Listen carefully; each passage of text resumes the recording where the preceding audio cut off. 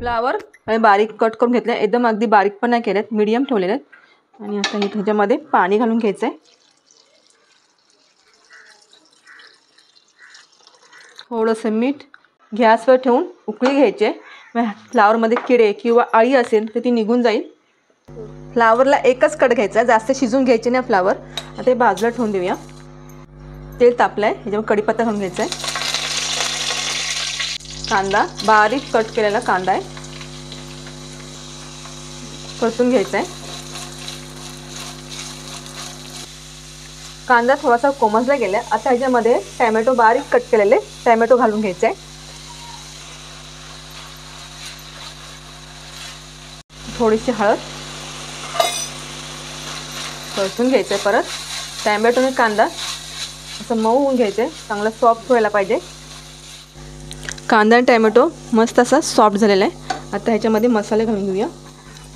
आलं लसूणची पेस्ट परतून घ्यायचे।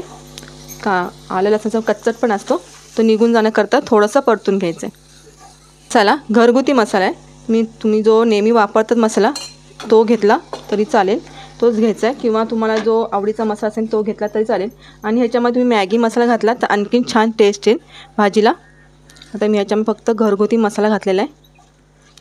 तर परत आता ह्याच्यामध्ये फ्लावर घालून घ्यायचे।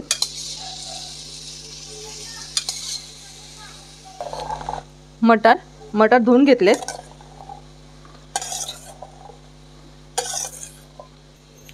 ते सगळे मिक्स करून घ्यायचे।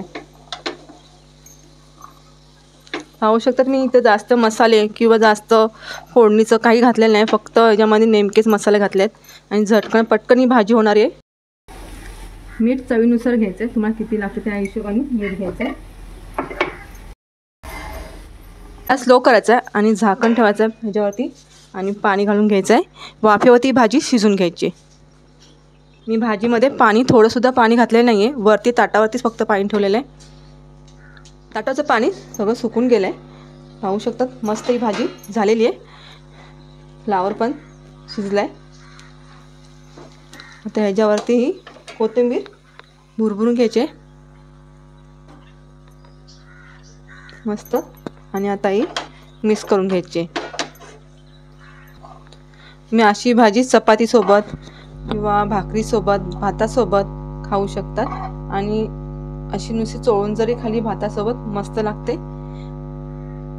कशी वाटली मटार आणि फ्लावरची भाजी तुम्हाला हे मला कमेंट करून तुम्ही कळवा, आणि सबस्क्राईब करायला विसरू नका।